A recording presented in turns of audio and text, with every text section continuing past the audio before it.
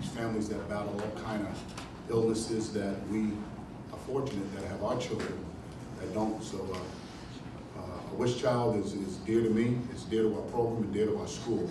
So every game, win or lose, is great perspective to have those children, let them know that they're loved, they're cared for, and they're admired. I also want to get my ticket stub for my chicken sandwich today. You know, the first 10 minutes wasn't a very good look for us.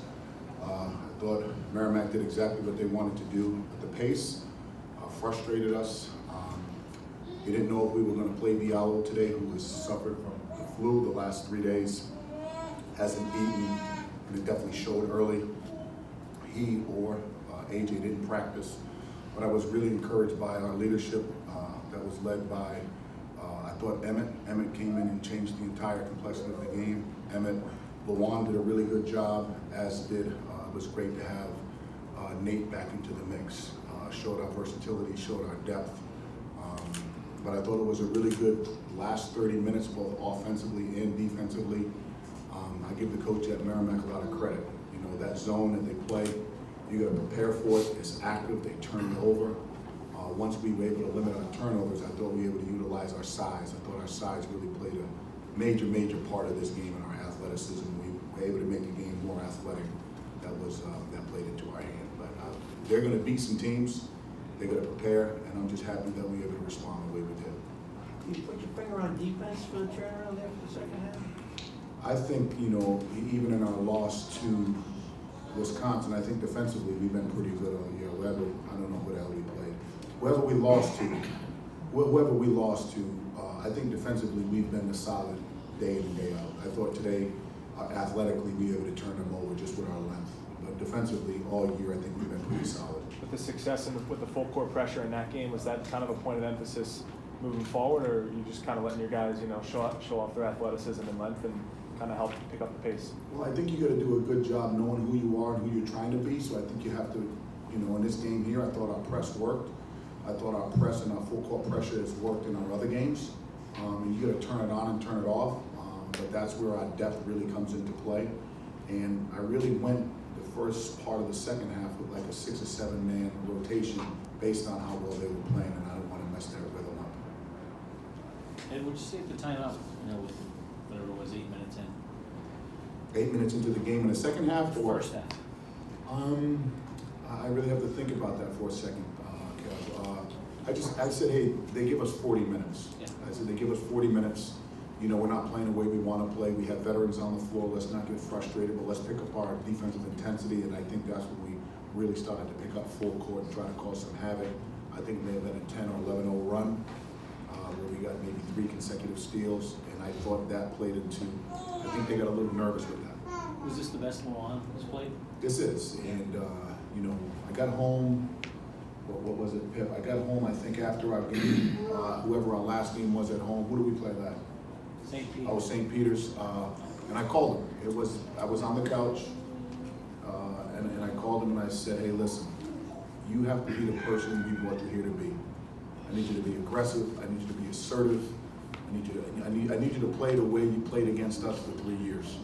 You know, and if you do that, you're going to be a hell of a player. So just that confidence and that level of conversation, I think, went a long way with him.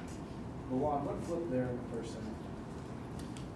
Just our intensity, full court pressure, we turned on, and we just played to our identity. Like Coach said, they gave us 40 minutes for a reason, and we just had to play to our identity. And once we did that, we picked up the pace and we turned them over consecutive times, and we got back in the game. Luwane, what did you say when Coach called you a couple days ago after that game? I was surprised he called me. I mean, it's like 11:30, 12 o'clock. He's told me what he had to say. I understood it, I took it in, thought about it, and I just put it all together and played well tonight. Remember, we as coaches, you know, just like many of you, we don't sleep. We watch film at night, whether it's 1 o'clock, 2 o'clock, 3 o'clock in the morning, and our players better be able to answer that phone whenever I call. Did he wake you up? I wasn't asleep. I was watching Disney Channel. What show? That's a Raven. So, Yeah. Funny. I don't know what that is. I don't know, Ed, we're too old. The new Disney Plus? Yeah, definitely. It's all right. Super Friends are not on anymore, so. Oh, that was probably your time.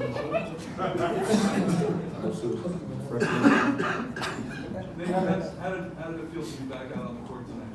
Man, I was a little tired, I'm not gonna lie, but it felt great to be on the court playing in front of the fans and playing for coach again. And I'm just trying to get back out there as soon as I can.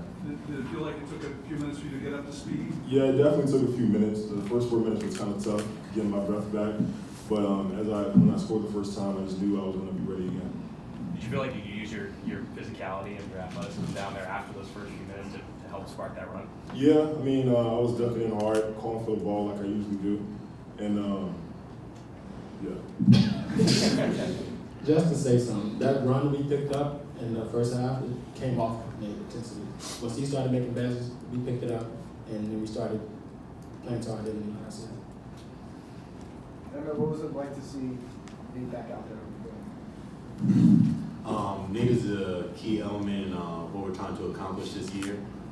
Him coming back today and just being aggressive like the way he is, calling for the ball, rebounding the ball, all the little things you don't see on the stat sheet is going to play a big factor in what we're trying to do this year. Ed, how's the last couple of days been with Greg's situation? I've been on the phone with Greg every day, probably 5, 6, 7 times a day, whether it be a text message or touching base with many of his family members. One of the, very, very sad. Miss him a lot. Hopefully he'll be back this weekend. But he's somebody that's going to need a lot of our support. As his mom was his rock. Very, very close to his mom. He has siblings. We miss him. We can't wait to get him back out there. And when he does, I hope the dunk really embraces him because he's going to need all of our support. He's a wonderful kid, and he's going to be a hell of a player for Providence. I was really happy to have Nate back out there today. With his size, his versatility, especially around the basket, physical presence, not so much just for this game, but just to get him back out there. He's, we got to get him going again. I truly believe he is the best post player in the Big East, and I'm pretty sure this will be played to every team in the Big East, but that's what I truly believe. I really believe that. When he gets it there, he's either going to get fouled or he's going to score. Hopefully, as his conditioning comes on, he doesn't go 2 for 74 from the free throw line. So whatever our free throw coach was while he was out, we're going to have a heavy conversation. Walsh, heavy conversation. Do we get those chicken sandwiches too? I got a ticket. See, that's